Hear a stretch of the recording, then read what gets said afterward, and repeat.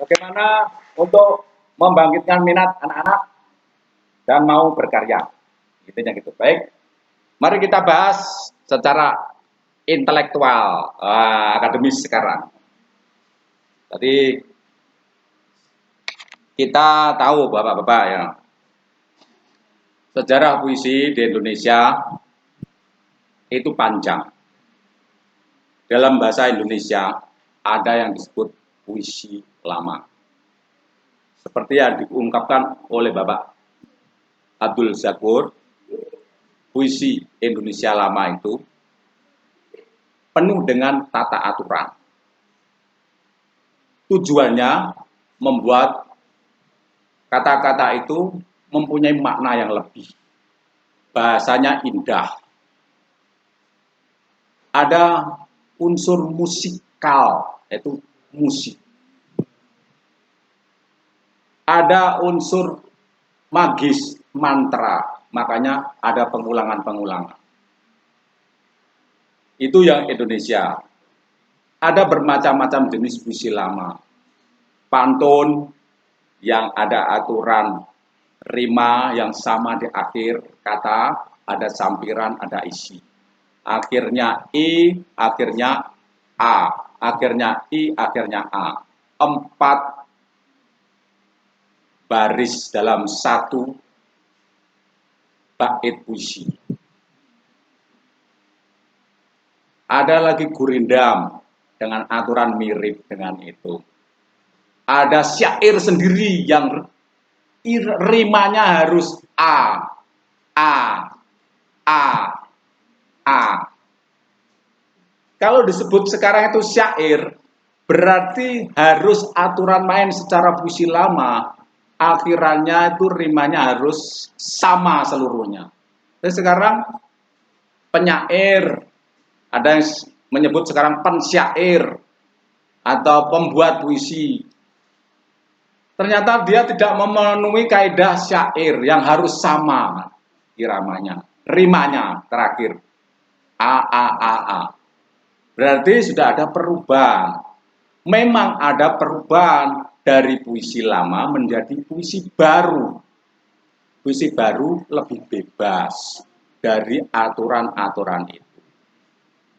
Jadi kalau ada bapak ibu guru mengajarkan puisi harus memenuhi kaidah rima, jumlah suku kata, jumlah baris per bait, itu secara positif kita mengatakan ini dalam rangka pendidikan.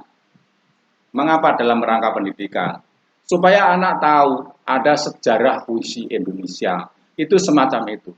Tujuannya adalah membuat bahasa menjadi sastra, yaitu bahasa indah. Kalau sudah bahasa indah itu, berarti ada nilai-nilai yang mau diraih, mau dicapai dengan keindahan bahasa itu. Karena kalau tidak ada pembedaan semacam itu, maka akan rancu mana yang disebut prosa, mana yang disebut puisi. Puisi lama sebelum tahun 1900-an, sebelum tahun 1920. Angkatan Siti Nurbaya, angkatan 1920 itu sudah mulai kita masuk wilayah sastra Indonesia modern, di mana ada puisi baru. Lantas ada angkatan pujangga baru, lantas ada angkatan 45, lebih modern perpuisiannya, membebaskan dari semua belenggu itu. Maka muncullah penyair terbesar Indonesia yang bernama Chairil Anwar, di mana hari wafatnya diperingati sebagai hari puisi atau hari sastra, hari puisi kelihatannya, hari puisi nasional. Meninggalnya Chairil Anwar, kalau nggak keliru. Nah, gitu. Sesudah puisi modern akan muncul namanya puisi kontemporer yang tidak hanya tidak mematuhi kaidah-kaidah dalam puisi lama itu, tetapi juga lebih nyeleneh, lebih genit, lebih bebas, lebih selengean dipelopori oleh Remi Silabu di Bandung dan kawan-kawannya, termasuk Adi Masardi. Siapa namanya? Yang pengarang Arjuna Mencari Cinta itu. Yudhistira A.M.M. Masardi. Gengnya namanya puisi kontemporer, lebih selengean lagi. Membebaskan lagi dari puisi modern. Nah, yang kita ambil saat ini, pada saat ini, adalah lompatan melampaui semua zaman itu. Kembali meruntuhkan semua definisi dan sebagainya. Karena pada ujung-ujungnya toh semuanya adalah kebebasan berekspresi kita untuk mencapai satu tujuan bagaimana hati kita itu berkaitan langsung dengan alam semesta dan Tuhan. Jadi kalau ada pelajaran di sekolah semacam itu, anggaplah itu sebagai suatu pendidikan untuk mencapai apa yang disebut Bapak Slamet Widodo sebagai puisi yang bagus. Karena nilai-nilai puisi itu tidak kebebasan semacam ini saja yang membuatnya bagus. Ada unsur-unsur rima, dinamika, lantas metafora, irama, pengulangan-pengulangan itu. Kalau hal itu bisa kita kuasai, didisiplin, dengan sendirinya puisi kita itu bagus. Bagus kalau memenuhi kaidah itu karena ada apa? Nilai-nilai musikal di situ. Ada nilai-nilai pengulangan atau mantra di situ. Ada nilai-nilai dinamika di situ. Ada progres dari perasaan naik turun.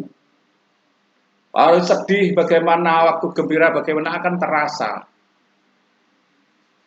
Kalau Anda belajar sejak awal seperti seorang sastrawan yang duduk di sana, namanya saja Pujangga. Pujangga itu artinya sastrawan. Beliau itu sejak kelas SMA sudah belajar namanya puisi Indonesia lama. Pantun, gurindam, talipun, soneta. Apalagi Pak Ajun? Nama beliau adalah Ajun Ujang Anom. Ujang itu pujangga. Beliau itu belajar puisi Indonesia lama ngelotok. Karena pada saat itu dia SMA-nya ngambil jurusan bahasa Indonesia. Pada saat kecil itu SMA kan masih kecil, ya. Dia belajar terus membuat syair dengan disiplin ketat bahwa syair akhirnya harus A, A, A sama. Pantun harus A, terakhir baris pertama A, baris kedua I, baris ketiga A, baris ketiga I. Kalau tidak memenuhi kaidah itu bukan pantun. Kalau nggak memenuhi kaidah itu bukan syair. Kalau nggak memenuhi kaidah itu bukan gurindam. Kalau nggak memenuhi kaidah itu bukan talibun. Kalau bukan memenuhi syarat itu bukan soneta. Pak Ajun ngelotok di sini loh, sampai lupa. Ya toh? Manfaatnya apa Bapak Ibu Saudara adik-adikku seluruhnya? Begitu Pak Ajun terjun ke dunia sastra Indonesia modern, bukan sastra Indonesia lama, sastra baru, lompat yang bebas semacam itu, tersistematika dengan sendirinya, yang keluar diksinya dia tidak kesulitan, iramanya dia tidak kesulitan, rimanya dia tidak kesulitan. Karena apa? Seperti komputer udah. Perubahan rima dari A menjadi I, AI. Itu seperti musik. Oh, aku rindu. Sekarang katakan aku rindu. Rindu. Oh burung nyanyikanlah. Katakan padanya aku rindu. Oh, laku waktu nanti, ku besar akan nanti, semuanya aku menanti. Ya semuanya. Bila aku lupa padamu, aku akan seperti tengu, karena aku tak mau tahu. Oh, semuanya akan enak. Ya, enak kan? Coba bayang, bandingkan dengan kata yang lain. Nggak enak. Di iramanya jadi kuping iki wis tersetel kaya aku ngrungokno yen musik Jawa ana sing jenenge apa? Mocopatan.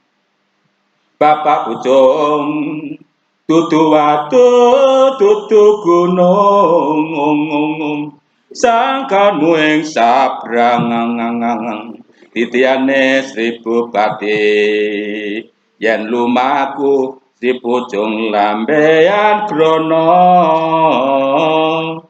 Bapak Pucung dudu watu dudu gunung. Kenapa? Bapak Pucung dudu watu dudu gajah enggak enak. Om. Ya, do you understand, my friend? Jadi yang kita ajarkan bikin nanti Bu Emi, ibunya Kinanti. Sekarang kita belajar lagi bermusikalisasi puisi. Yang penting aku bisa, aku ora kaya wong kae sing keset nulis puisi, mulane ora tau duwe buku. Sing penting aku bisa berekspresi mengungkapkan isi hati agar aku bisa memaknai hidupku yang sementara ini. Bu Emi, Kinanti. Wah, gitu loh Pak. Jadi jelas ya. Oke. Tetapi kalau membuat puisi yang bagus, disiplinlah belajar membuat puisi lama. Tetapi pada saat prakteknya, lakukan dengan puisi baru.